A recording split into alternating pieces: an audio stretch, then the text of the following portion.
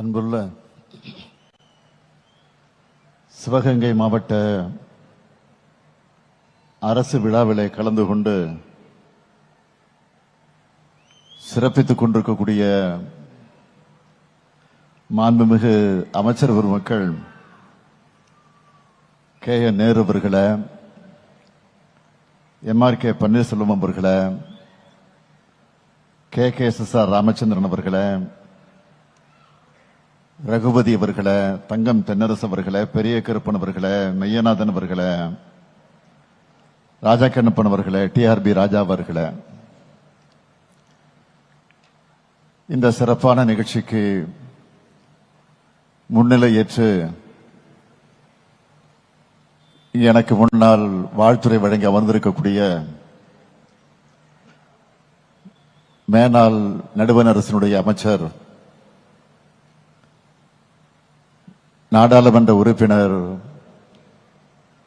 என்னுடைய மதிப்பிற்குரிய அண்ணன் ப. சிதம்பரம் அவர்களே, நாடாளுமன்ற உறுப்பினர் அன்புக்குரிய சகோதரர் கார்த்தி சிதம்பரம் அவர்களே, சட்டமன்ற உறுப்பினர்கள் திரு மாங்குடி அவர்களே, திருமதி தமிழரசி அவர்களே, டாக்டர் முத்துராஜா அவர்களே,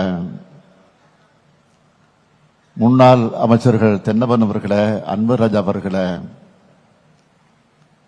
மருது அழகராஜ் உள்ளிட்ட சிறப்பு விருந்தினர்களே, மாவட்ட ஆட்சித்தலைவர் திருமதி பொற்குடி IAS அவர்களே, உள்ளாட்சி அமைப்பினுடைய பிரதிநிதிகளே, அரசு உயர் அலுவலர்களே, நலத்திட்ட உதவிகளை பெறுவதற்காக வருகை தந்துள்ள பயனாளி பெருமக்களே, என்னுடைய பாசத்திற்கும் பேரன்பிற்கும் உரிய மகளிர் சுய உதவி குழுவை சார்ந்திருக்கக்கூடிய சகோதரிகளே, தாய்மார்களே, பத்திரிகை மற்றும் ஊடகத்துறை சார்ந்த நண்பர்களே, உங்கள் அனைவருக்கும் என்னுடைய அன்பான வணக்கம். சிவகங்கை என்றாலே சிலிர்ப்பு. ஏன் தெரியுமா? இன்னைக்கு நேற்றல்ல,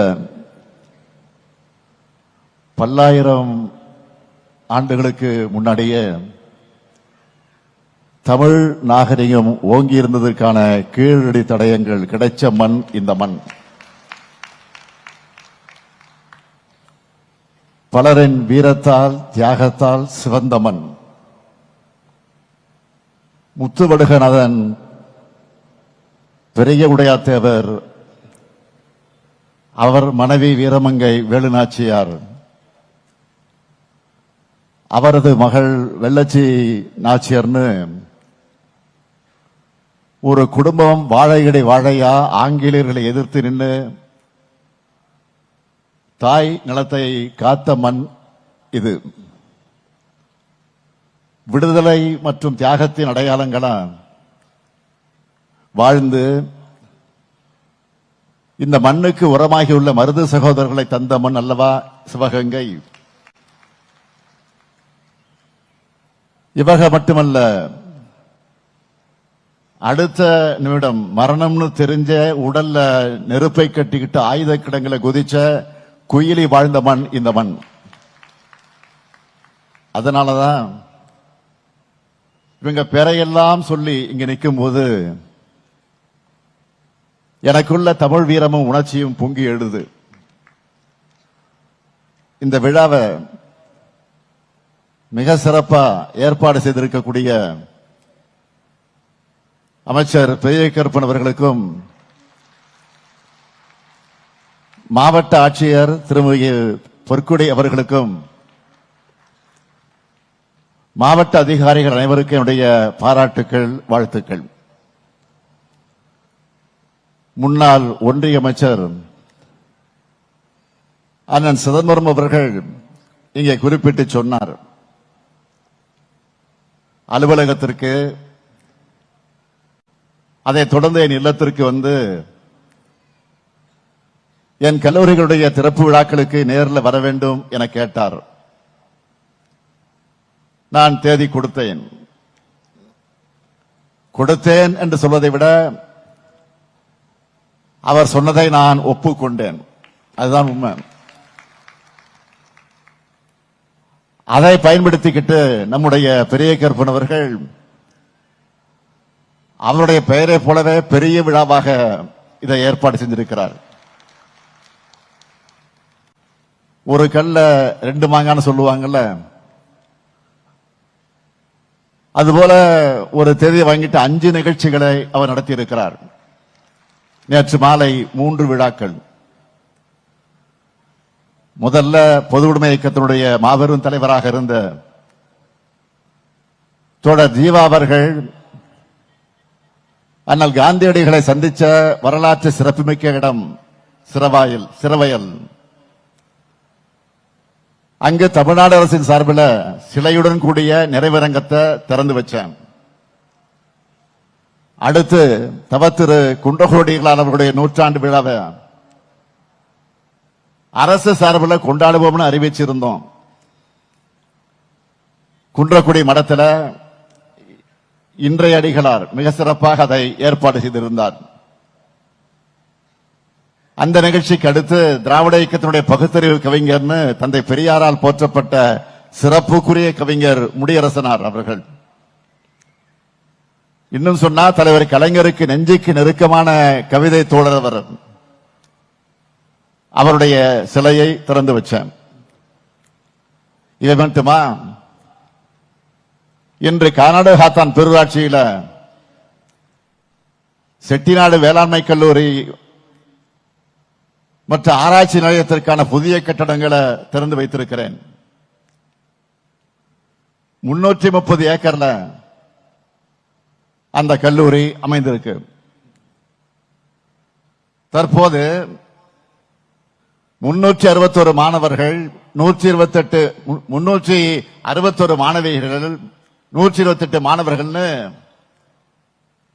489 மாணவர்கள் இளங்கலை வேளாண்மை படிச்சுட்டு வராங்க. அந்த கல்லூரியில மானாவாரி வேளாண்மை ஆராய்ச்சி நிலையமும் செயல்பட்டு வருது. 61 லட்சம் ரூபாய் செலவில் பன்முகத்தன்மை கொண்ட மாதிரி வேளாண் காடுகள் ஒன்றும் அமைக்கப்பட்டிருக்கு. மாண்புமிகு மாநிலங்களவை உறுப்பினரும் ஒன்றியத்தினுடைய முன்னாள் நிதியமைச்சருமான அண்ணன் சிதம்பரம் அவர்களின் கோரிக்கை ஏற்று செட்டிநாடு வேளாண்மை கல்லூரி மற்றும் ஆராய்ச்சி நிலையத்தில் அமைந்திருக்கக்கூடிய கலையரங்கத்திற்கு பசுமை புரட்சிக்கு வித்திட்ட ஒன்றியத்தினுடைய முன்னாள் வேளாண்மை துறை அமைச்சர் பாரத ரத்னா விருது பெற்ற டாக்டர் சி சுப்பிரமணியம் அவருடைய பெயர் சூட்டி திறந்து வைத்ததில் நான் மிகுந்த மகிழ்ச்சி அடைகிறேன். அடுத்து இங்கு காரைக்குடி வட்டம் கழனிவாசல்ல 100 கோடி ரூபாய் மதிப்பீட்டில் உருவாக்கப்பட்டிருக்கக்கூடிய சட்டக்கல்லூரியை திறந்து வச்சிருக்கிறேன். 19 ஏக்கர் பரப்பளவில் இது அமைஞ்சிருக்கு. 1300 மாணவர்கள் படிக்கக்கூடிய வசதியோடு இது அமைக்கப்பட்டிருக்கு. நம்முடைய அண்ணன் சிதம்பரம் அவர்களும் அமைச்சர் பெரிய கருப்பனும் நாடாளுமன்ற உறுப்பினர் கார்த்திக் சிதம்பரம் அவர்களும் எம்எல்ஏ மாங்குடி அவர்களும் இவருடைய கோரிக்கை ஏற்று இந்த 2 கல்லூரிகளையும் உரிய நேரத்தில் திறந்து செயல்பாட்டுக்கு கொண்டு வந்திருக்கிறோம். சும்மா உங்க தகவலுக்காக இன்னொரு செய்தியை நான் சொல்ல விரும்புகிறேன். ஒன்றிய அரசால் மதுரை எய்ம்ஸ் அறிவிச்சு இது தொடங்கி 11 ஆண்டுகளாகுது. இது உங்க தகவலுக்காகத்தான். அடுத்த நிகழ்ச்சி 32 கோடி ரூபாய் மதிப்பீட்டில் உருவாக்கப்பட்ட மினி டைடல் பூங்காவையும் திறந்து வைக்க போறேன். இப்படி பல்வேறு நிகழ்ச்சிகள் ஒருங்கிணைந்ததுதான் என்னுடைய சிவகங்கை பயணம். இங்க முன்னாள் ஒன்றியத்தினுடைய அமைச்சர் மூத்த காங்கிரஸ் தலைவருமான சிதம்பரம் அவர்கள் இங்க பேசினார்கள். திராவிட மாடல் அமைந்த பிறகு எண்ணற்ற திட்டங்களை நிறைவேற்றி வருகிறோம். அப்போது அண்ணன் சிதம்பரம் அவர்கள் என்ன கருத்து சொல்கிறார் என்பதை நான் கூர்ந்து கவனிப்பேன்.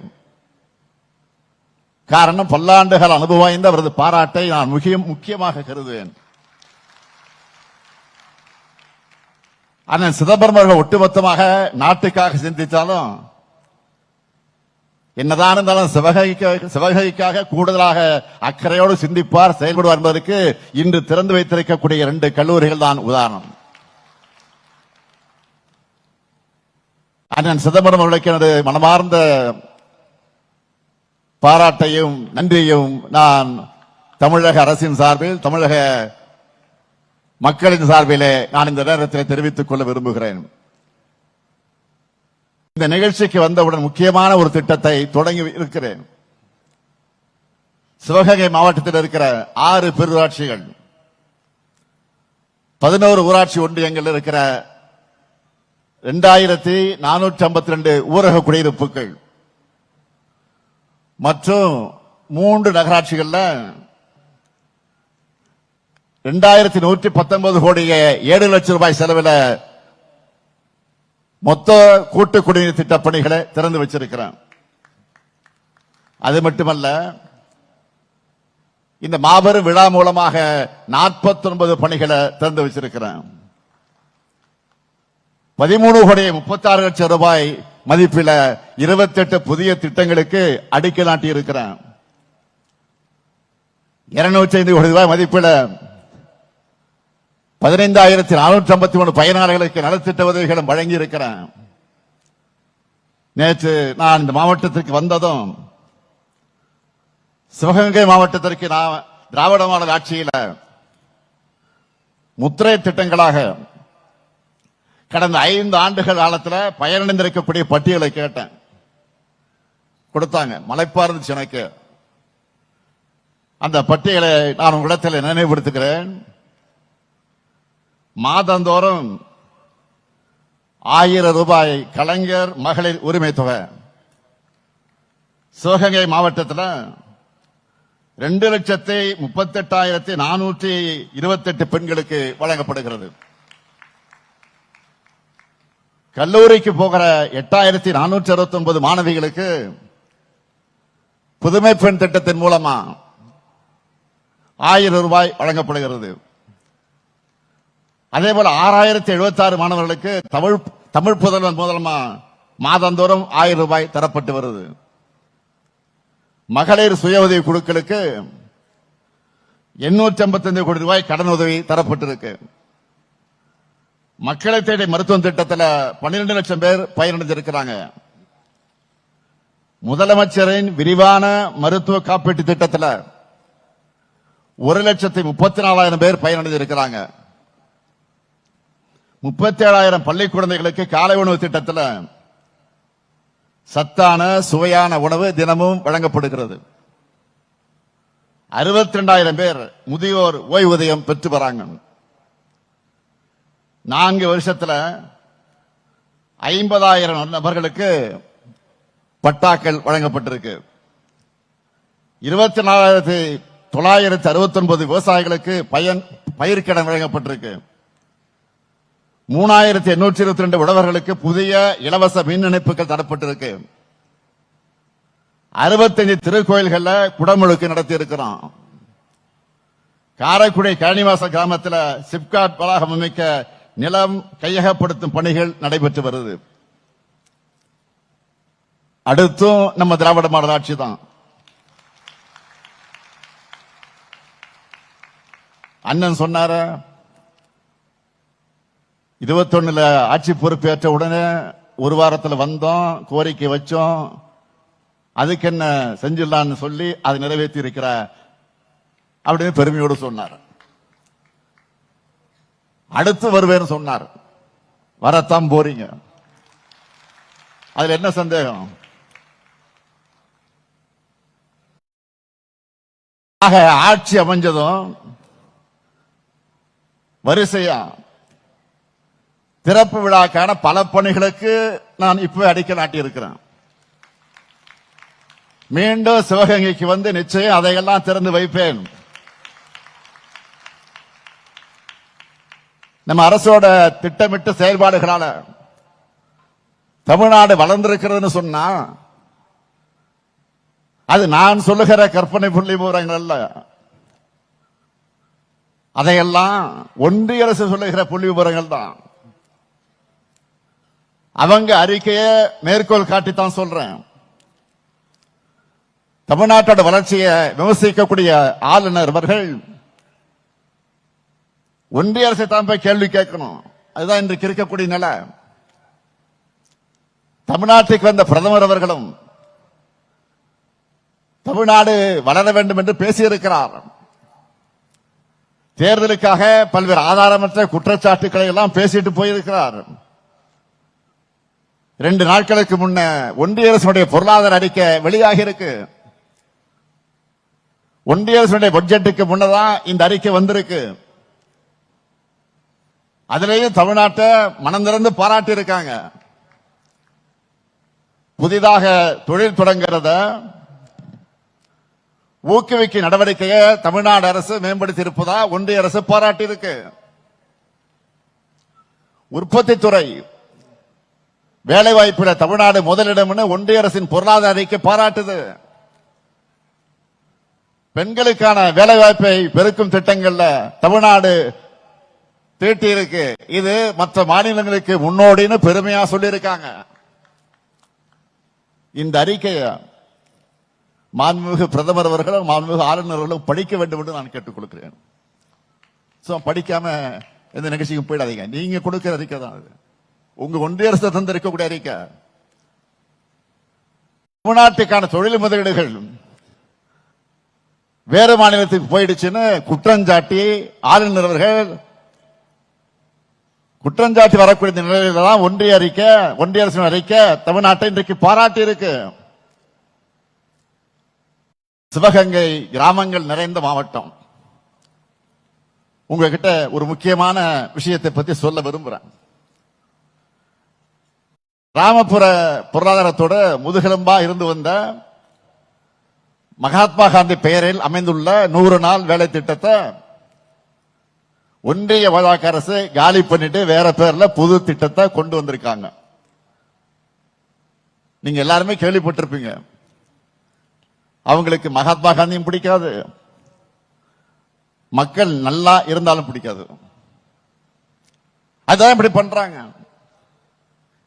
இதை எதிர்த்து திமுக சார்பில், காங்கிரஸ் கட்சியின் சார்பில், பல்வேறு கட்சிகளின் சார்பில் தமிழ்நாடு முழுக்க ஆர்ப்பாட்டங்கள் நடைபெற்றிருக்கிறது, நடத்தி இருக்கிறோம். நாடாளுமன்றத்தில் நம்ம கூட்டணி எம்பிக்கள் தீவிரமாக எதிர்த்தாங்க. இப்போ கொண்டு வந்திருக்கக்கூடிய புதிய திட்டத்தை பற்றி குடியரசுத் தலைவர் உரையை முன் வச்சு முன்னாள் நிதியமைச்சர் அண்ணன் சிதம்பரம் அவர்கள் சில முக்கியமான கேள்விகளை எல்லாம் எழுப்பியிருந்தார். குடியரசுத் தலைவர் உரைனா அது பாஜக அரசினுடைய உரைதான். அவங்களை நோக்கித்தான் இந்த கேள்வி. ஏற்கனவே நடைமுறையில் இருக்கக்கூடிய 100 நாள் திட்டத்திலேயே 50 நாள் கூட ஒன்றிய பாஜக அரசு ஒழுங்கா வேலை கொடுக்கிறது இல்ல. ஏன்னா அதுக்கான நிதியை ஒழுங்கா விடுவிக்கிறது இல்ல. இந்த நிலையில 50 நாள் எப்படி மேஜிக் மாதிரி 120 நாட்களாக உயரும்? ஒன்றிய அரசு இந்த திட்டத்துக்கு 2.5 மடங்கு கூடுதல் நிதி அளிக்க தயாரா இருக்கா? 120 நாள் அப்படின்னு ஒன்றிய பாஜக அரசு சொல்லி இருப்பதற்கு எந்த கேரண்டியும் கொடுக்கல. அது வெறும் மாயதான். சொல்றதான் சொல்றீங்க. அது எதுக்கு வெறும் 125 நாள் நிறுத்திட்டீங்க? 120 நாளுக்கு பதிலாக 325 நாள் வேலை கூட புரடா விடலாம? அவருக்கே ஒரு நகைச்சுவை உணர்வோடு ஆழமான கேள்விகளை எழுப்பியிருக்கிறார். 100 நாள் வேலை திட்டம் என்று சொல்லக்கூடிய மகாத்மா காந்தி தேசிய வேலை ஒரு திட்டத்தில் தமிழ்நாட்டில் கடந்த ஆண்டு நாம் கணக்கு போட்டு பார்த்தா 65 லட்சம் குடும்பங்கள் பயனடைந்திருக்கிறாங்க. ஆண்டுக்கு 10,000 கோடியிலிருந்து 12,000 கோடி வரை கிராமப்புற மக்களுக்கு ஊதியம் வழங்கப்பட்டிருக்கு. ஆனா இப்போ அவங்க கொண்டு வந்திருக்கக்கூடிய புதிய திட்டத்தில் இதுல பாதி வர்றதே சந்தேகம்தான். வேலை நாட்களையும் நாம முடிவு பண்ண முடியாது. மேலே இருந்துதான் அவங்க முடிவு பண்ணுவாங்களாம். போதாக்குறைக்கு இனி மாநிலங்கள் 40 விழுக்காடு நிதியை வழங்க வேண்டும் என்று புது திட்டத்தில் நம்ம மேல பெரிய தாக்குதலை தொடுத்திருக்காங்க. இன்றைய பாஜக அரசு தன்னுடைய கடமையிலிருந்து நழுவி ஓடுது. கிராமப்புற மக்களை மொத்தமா கை கழுவி விடுது. இந்த குறைபாடுகளை எல்லாம் சுட்டி காட்டி இந்த திட்டத்தை உடனடியாக திரும்ப பெறணும். மறுபடியும் பழைய திட்டத்தை மகாத்மா காந்தி பேரிலேயே தொடர வேண்டும் என்று சட்டமன்றத்தில் நாம தீர்மானம் போட்டிருக்கிறோம். மக்களின் குரலுக்கு ஒன்றிய பாஜக அரசு கட்டாயம் செவிசாய்க்கணும். இல்லைன்னா 3 வேளாண் சட்டங்கள், சாதிவாரி மக்கள் தொகை கணக்கெடுப்பு போல இதிலேயும் மக்கள் துணையோடு உங்கள் முடிவை வாபஸ் பெற வைப்போம். தமிழ்நாட்டுக்காக குரல் கொடுக்க முடியாத 10 தோல்வி பழனிசாமி அவர்கள் நம்ம அரசு செஞ்சிட்டு இருக்கக்கூடிய திட்டங்களை காப்பி அடிச்ச புதிய வாக்குறுதிகள் அள்ளி வீசிட்டு இருக்காரு. இப்போ அவர் ஆட்சிக்கு வர போறது இல்லை, அது வேறு விஷயம். அப்புறம் நேரத்தை வீணடிச்சிட்டு இருக்காருன்னு தெரியல. ஏற்கனவே அதிமுக தேர்தல் அறிக்கையில் சொன்ன எந்த வாக்குறுதியும் தன்னுடைய ஆட்சி காலத்தில் அவர் நிறைவேற்றல. 2011 அதிமுக தேர்தல் அறிக்கையில் என்ன சொன்னாங்க தெரியுமா? 2011 சென்னை முதல் கன்னியாகுமரி வரை கடலோர சாலை திட்டம்னு சொன்னாங்க, செஞ்சாங்களா? தென் தமிழ்நாட்டில் ஏரோ பார்க்னு சொன்னாங்களே, செஞ்சாங்களா? 58 வயசு மேற்பட்டவங்களுக்கெல்லாம் இலவச பஸ் பாஸ்னு சொன்னாங்க, அதை பத்தி வாயை திறக்காதவங்க தான் இப்போ அடுத்த செட் பொய்ய வாக்குறுதியை வழங்கியிருக்காங்க. 2016 அதிமுக தேர்தல் அறிக்கையில சொன்னதாவது பழனிசாமி அவர்களுக்கு நினைவில் இருக்கா? அனைத்து ரேஷன் அட்டைதாரர்களுக்கும் செல்போன் வழங்கப்படும் சொன்னீங்களே, எங்க அந்த போன்? பேருந்து நிலையங்கள், பெரிய பேருந்து நிலையங்கள், வணிக வளாகங்கள், பூங்காக்கள் போன்ற பொது இடங்கள்ல இலவச வைஃபை சொன்னாங்களா? பிறகு அதை பத்தி பேச்சு மூச்சு இல்லையே. அனைத்து ஊராட்சிகள்லையும் அம்மா இருசக்கர வாகன பழுதுபார்க்கு பயிற்சி மையம் உருவாக்கப்படும் சொன்னாங்க. சொன்ன அவங்களுக்கே அது இப்போ மறந்து போச்சு. அதிமுக ஆட்சியோ பழனிசாமி அவர்களோ எப்பவுமே சொன்னதை செய்ய மாட்டாங்கன்னு மக்களுக்கு எல்லாம் தெரியும். ஆனா திமுக சொன்னதைத்தான் செய்யும், செய்வதைத்தான் சொல்லும் மக்களுக்கு தெரியும். மகளிருக்கு 1000 ரூபாய் உரிமை தொகை வழங்குவோம்னு சொன்னோம். சொன்னபடியே 1,14 லட்சம் பேருக்கு முதல் கட்டமாக கொடுத்தோம். இப்போ மேலும் 17 லட்சம் பேரை கூடுதலாகவும் சேர்த்திருக்கிறோம். இதுதான் திமுக. கட்டணமில்லா பேருந்து பயணம் கொடுத்தா போக்குவரத்து துறை நடத்த முடியாதுன்னு சொன்னாங்க. ஆனா ஆட்சிக்கு வந்ததும் நான் போட்ட முதல் கையெழுத்து விடியல் பயணம் திட்டத்துக்கு தான். இதனால மாதந்தோறும் 1000 ரூபாய் பெண்களுக்கு மிச்சமாகுது. அதே நேரத்தில் போக்குவரத்து துறையும் புதிய பேருந்துகள் நவீன வசதிகளை மேம்படுத்தி இருக்கிறோம்.